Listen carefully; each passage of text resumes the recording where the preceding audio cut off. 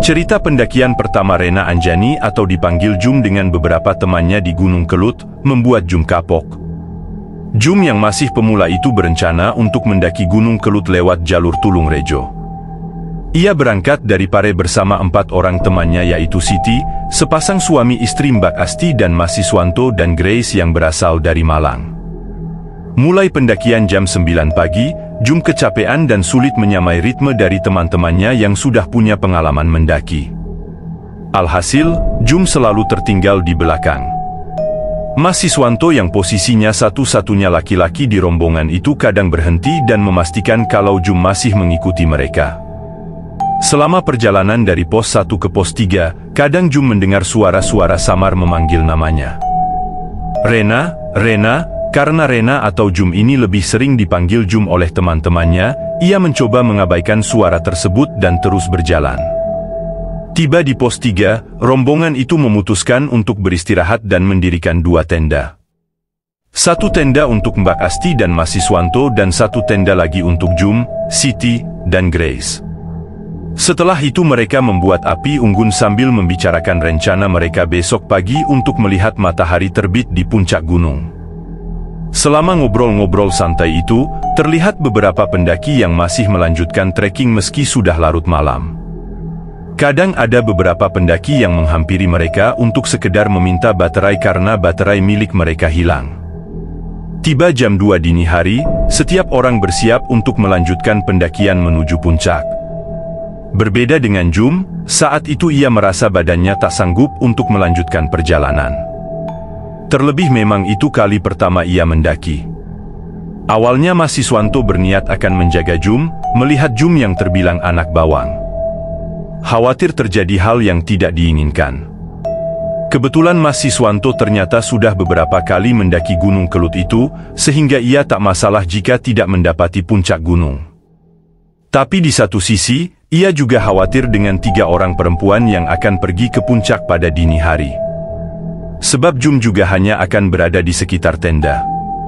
Akhirnya Masiswanto memutuskan untuk ikut rombongan puncak saja. Tinggallah Jum sendiri di tenda, sebenarnya Jum juga tidak merasa keberatan. Malah ia merasa tidak enak jika harus menjadi penghambat di rombongan pendakiannya itu. Ikut aja Masiswanto ke atas, gak apa-apa kok aku sendirian, ucap Jum.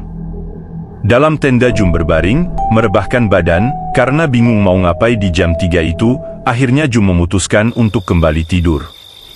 Hitung-hitung mengistirahatkan lagi badannya. Belum sempat menutup mata, Jum mendengar suara langkah kaki yang mendekat ke tendanya. Karena penasaran Jum mengintip keluar dan ternyata itu Masiswanto yang akan mengambil senter yang tertinggal. Masiswanto pun pergi, suasana diselimuti keheningan. Jum kembali menidurkan dirinya, namun tak lama berselang. Terdengar suara orang yang sedang berlari-lari mengitari tendanya. Jum tak mau berasumsi, tak mungkin Masiswanto atau temannya melakukan hal yang tak perlu. Jum pun mencoba untuk abai dan kembali berusaha memejamkan matanya lagi. Bukan hanya takut, Jum juga malas menanggapinya. Jum berusaha berpikir positif untuk meredam rasa takutnya. Tak lama, setelah suara yang barusan didengarnya menghilang, terdengar lagi suara langkah kaki yang hendak mendekat ke arah tendanya. Jum mengira itu Masiswanto yang mungkin melupakan sesuatu lagi, lantas Jum memanggilnya dari dalam tenda. Ada yang ketinggalan lagi, Mas?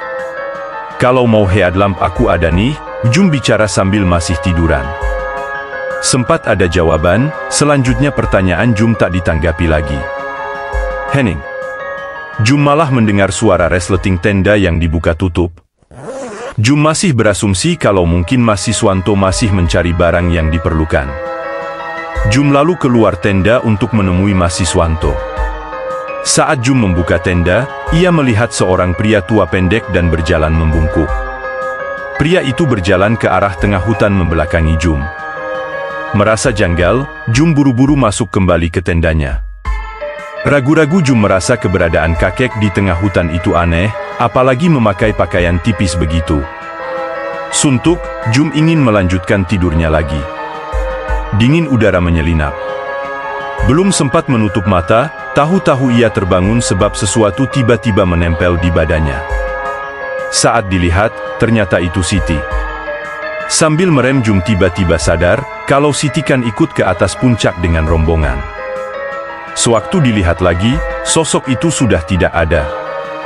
Jum akhirnya keluar tenda karena takut. Langit sudah agak terang kebiruan. Setelah kejadian itu, ia tak berani tidur lagi. Ia memilih menunggu di luar sampai rombongan yang di puncak pulang. Jum pun beberes dekat perapian sambil membuat kopi, sekalian menghangatkan air untuk persediaan. Jam 7 pagi, Jum melihat ada perempuan berambut panjang dengan pakaian tebal khas pendaki lengkap dengan kumpluk dan syal yang menutupi leher sampai ke mulut.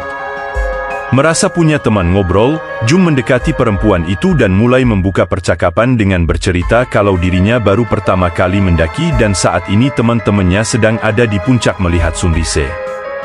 Setelah sok kenal begitu, perempuan itu hanya diam saja. Lalu setelah beberapa saat ia bicara. "Kulo angsa nyuwun minum bak, kulo kademen," katanya. Mendengar itu, Jum langsung memberikan air hangat yang baru saja mendidih dari termosnya.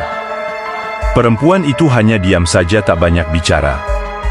Tak banyak pikir tentang sikap perempuan misterius itu, Jum masuk tenda sekedar mencari makanan yang bisa dimakan bersama. Jum keluar dengan roti di tangannya, lantas segera mendekat ke perempuan itu lagi. Namun saat Jum duduk di samping perempuan itu, Jum kaget melihat ia langsung meneguk air yang masih panas dalam satu tegukan.